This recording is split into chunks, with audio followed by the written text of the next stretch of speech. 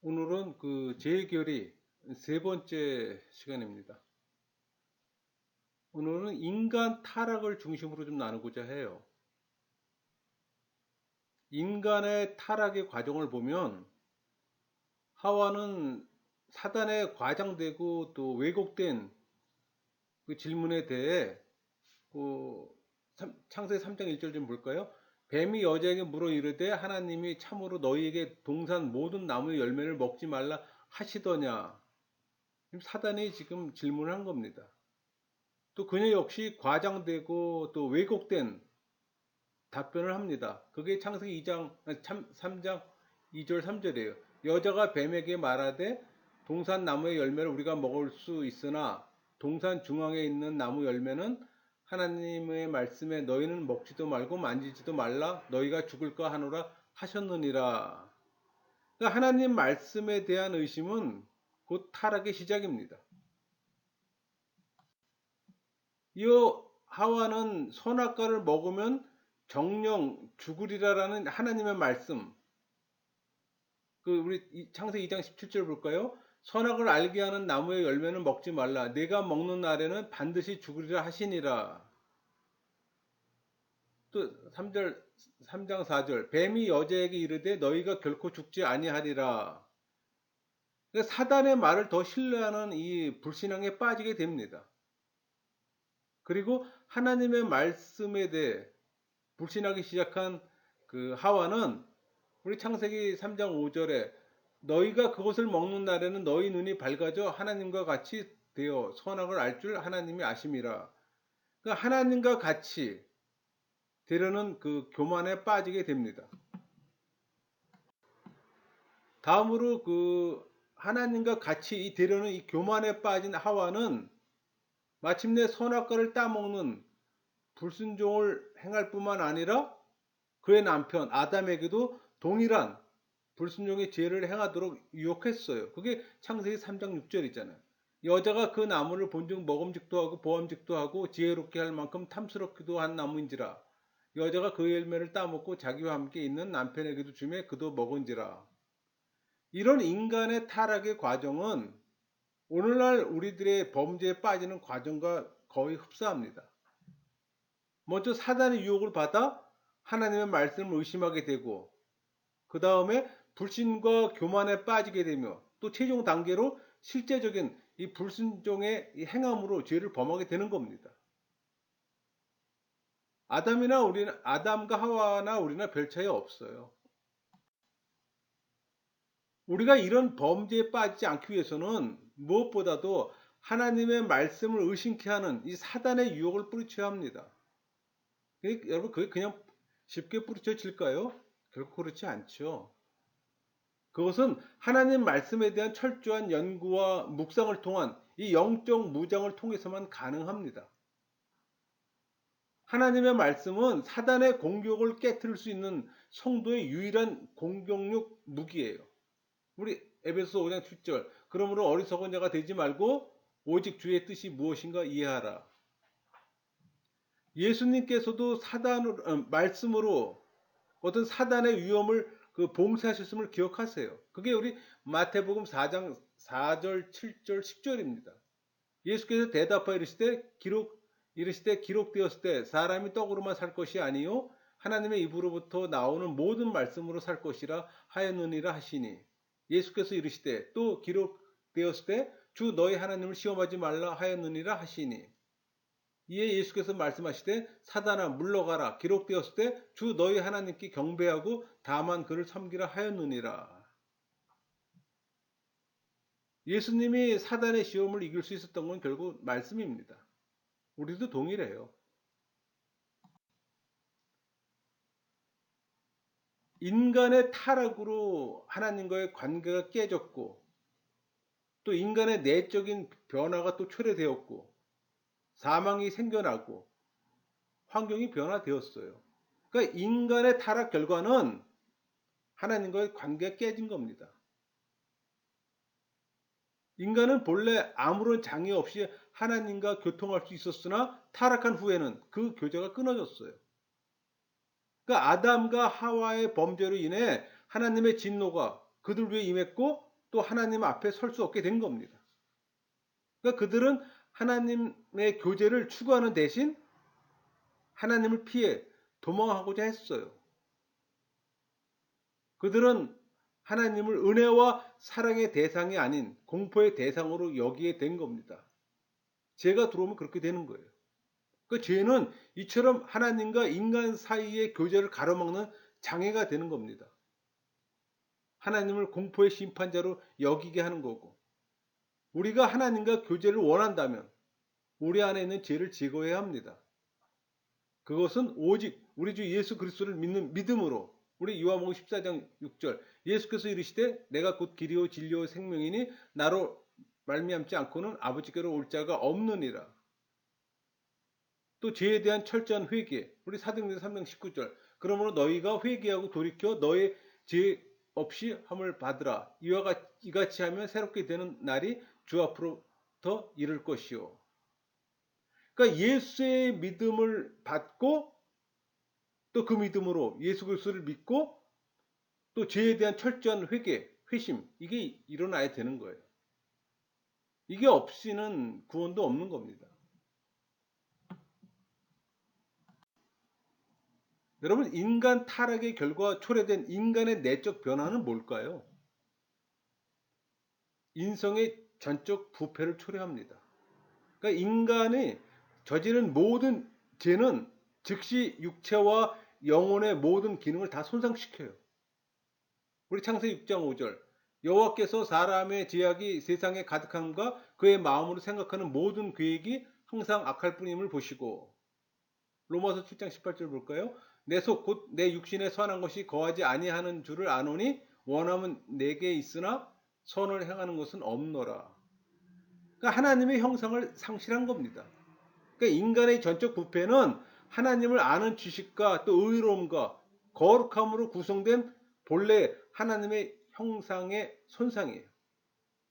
여러분, 하나님의 형상하면 떠오르는 게 이 하나님을 아는 지식과 의로움과 거룩함, 이 세 가지는 좀 기억할 필요가 있습니다.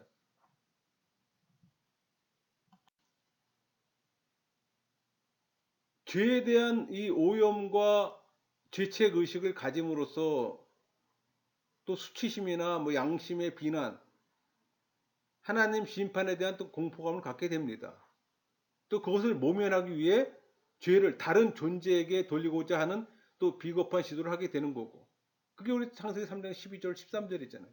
아담이 이르되 하나님이 주셔서 나와 함께 있게 하신 여자 그가 그 나무 열매를 내게 주므로 내가 먹었나이다. 여호와 하나님이 여자에게 이르시되 내가 어찌하여 이렇게 하였느냐? 여자가 이르되 뱀이 나를 깨물어 내가 먹었나이다. 지금 아담은 하와에게 죄를 전가시키고 또 하와는 뱀에게 죄를 전가합니다. 여러분, 인간이 타락한 결과 초래된 사망의 의미는 뭘까요? 육체적 죽음을 의미합니다. 그러니까 범죄한 인간은 자기가 취해진 흙으로 돌아갈 수밖에 없어요. 그게 창세기 319절 말씀이잖아요. 내가 흙으로 돌아갈 때까지 얼굴에 땀을 흘려야 먹을 것을 먹으리니 내가 그곳에서 취함을 입었음이라. 너는 흙이니 흙으로 돌아갈 것이니라 하시니라. 죄의 싹은 사망입니다. 아담 안에서 난 자들은 누구도 이 육체적 죽음을 피할 수가 없어요. 그러니까 영적 죽음을 의미하는 겁니다.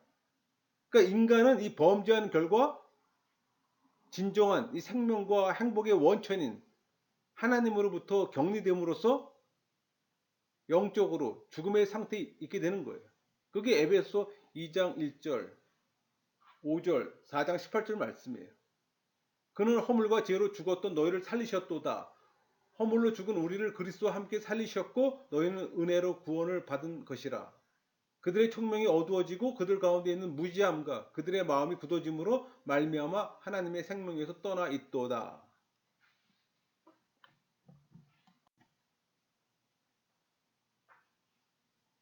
영원한 죽음을 의미합니다. 그러니까 인간은 이 범죄한 결과 그리스도 안에서 거듭난 자를 제외한 모든 자가 최후의 영원한 죽음에 처하게 될 겁니다. 우리 요한계시록 20장 14절 15절, 사망과 음부도 불못에 던져지니 이것은 둘째 사망 곧 불못이라. 누구든지 생명책에 기록되지 못한 자는 불못에 던져지더라. 그러니까 사도 바울이 로마서 5장 12절 그러므로 한 사람으로 말미암아 죄가 세상에 들어오고 죄로 말미암아 사망이 들어왔나니 이와 같이 모든 사람이 죄를 지었으므로 사망이 모든 사람에게 이르렀느니라. 이렇게 말할 때 이 사망이란 육체적, 영적, 영혼적 죽음을 의미하는 겁니다. 여러분, 인간의 타락으로 환경의 변화도 초래합니다. 땅이 저주를 받고 또 가시덤불과 엉겅퀴를 내게 합니다. 그게 창세기 3장 17절 18절 말씀이 있잖아요. 아담에게 이르시되 내가 네 아내의 말을 듣고 내가 네게 먹지 말 한 나무의 열매를 먹었은즉 땅은 너로 말미암아 저주를 받고 너는 네 평생에 수고하여야 그 소산을 먹으리라. 땅이 네게 가시덤불과 엉겅퀴를 낼 것이라. 네가 먹을 것은 밭의 채소인즉. 그러니까 모든 피조물이 썩어질 것들을 위해 그 종노릇함으로 고통을 당하게 되는 겁니다. 그 로마서 8장 20절에서 22절 말씀이 있잖아요. 피조물이 허무한데 굴복하는 것은 자기 뜻이 아니요 오직 굴복하게 하신 이로 말미암이라. 그 바라는 것은 피조물도 썩어짐에 종노릇한 데서 해방되어 하나님의 자녀들의 영광의 자유에 이르는 것이니라. 피조물이 다 이제까지 함께 탄식하며 함께 고통을 겪고 있는 것을 우리가 아느니라. 인간을 위해 존재한 자연으로부터 도리어 위협을 받습니다. 인간은 에덴 동산에서 추방되고 또 생명나무로부터 격리됨으로써 이 영원한 비애와 고통을 겪는 땀 흘리고 수고를 해야만 하는 이런 겨우 육적인 생명을 유지할 수 있게 되는 겁니다.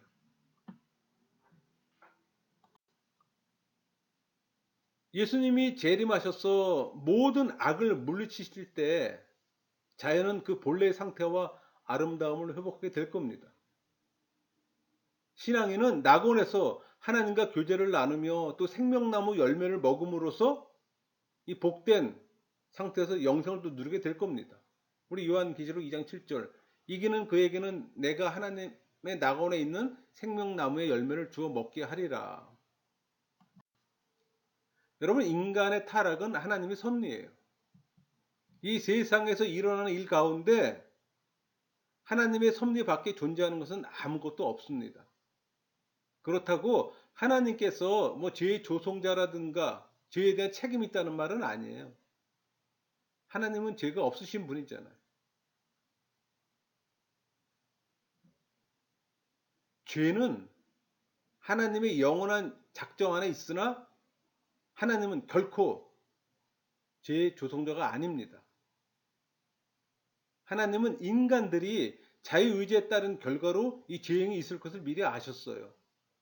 그러나 그것을 적극적으로 저지하지 않고 그냥 내버려 두시기로 작정하셨을 뿐입니다.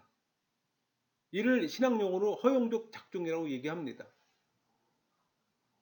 죄는 하나님 뜻에 어긋나는 일이지 결코 하나님 섭리 밖에 있지 않아요. 그렇다고 인간의 죄가 섭리 안에 있다고 면제해 주거나 또 합리화시켜 주지는 못한다는 겁니다. 왜냐하면 인간의 죄는 인간 스스로가 지니고 있는 이 자유의지를 잘못 사용한 결과이기 때문에. 여러분, 하나님께서 인간의 타락을 허용하신 이유는 뭘까요? 좀 막았으면 좋았을 점만. 사실 이 문제는 인간의 이성으로 이해하기 어려운 뭐 진짜 신비한 난제입니다, 사실. 이에 대해 정확한 답변을 한다는 것은 사실 불가능해요.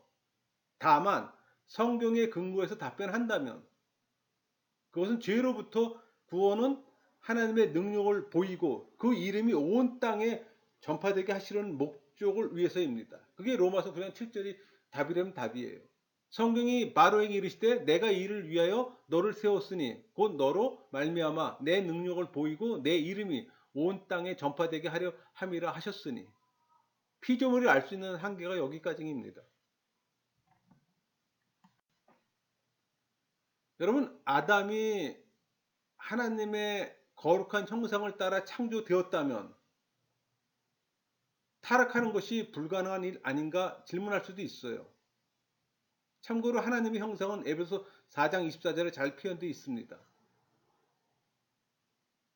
하나님을 따라 의와 진리의 거룩함으로 지으심을 받은 새 사람을 입으라. 이게 하나님의 형상이에요. 하나님의 의, 진리, 거룩함. 그러니까 하나님의 형상대로 창조된 이 거룩한 존재가 타락했다는 것은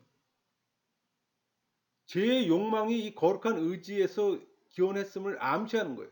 논리적으로 볼 때 뭐 합리적 설명이 사실은 곤란한 난제이기도 합니다.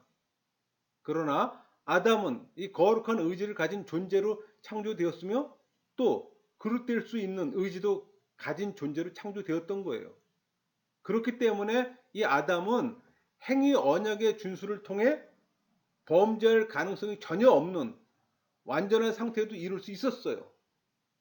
또 이는 아담이 이 타락의 가능성 가운데 놓여 있었음을 또 시사해 줍니다. 여러분, 이 아담은 이 거룩한 하나님의 형상을 쫓아 창조된 것이지 하나님과 같은 신적 존재로 창조된 게 아니에요.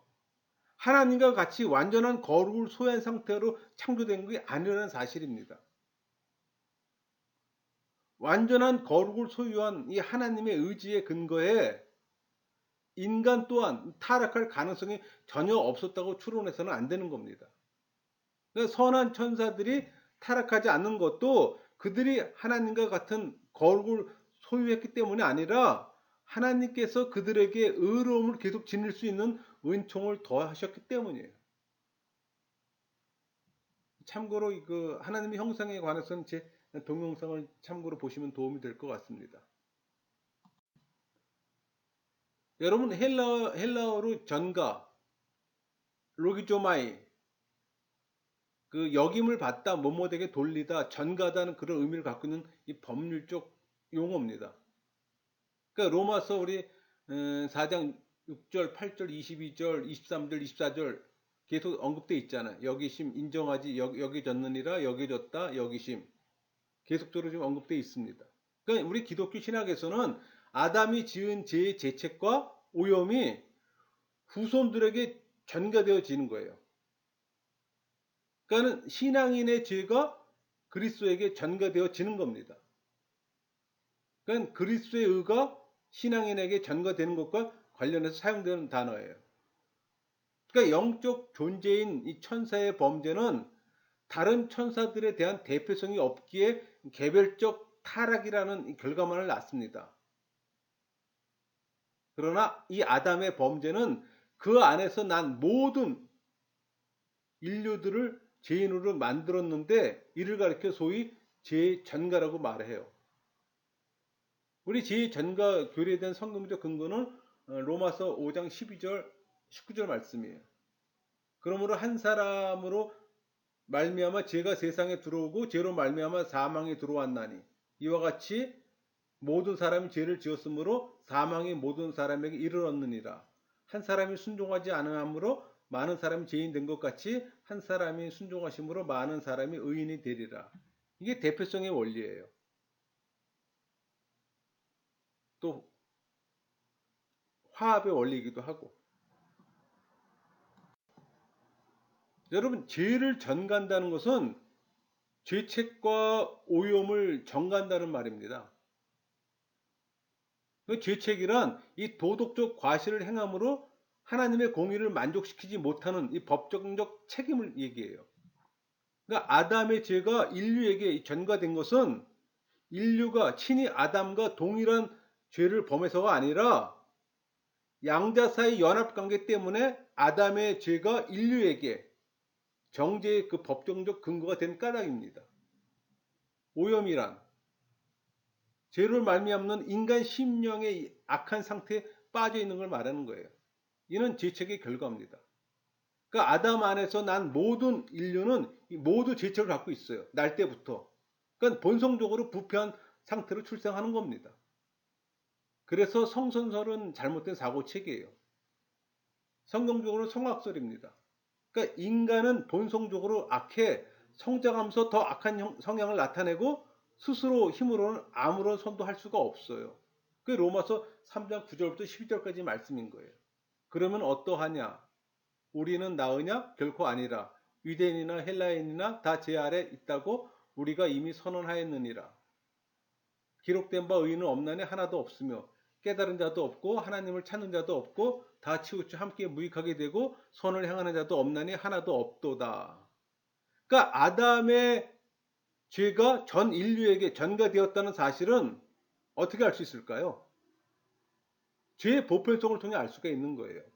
그러니까 아담의 타락은 아담 개인의 심령은 물론 그의 후손인 모든 인류를 부패시킨 겁니다.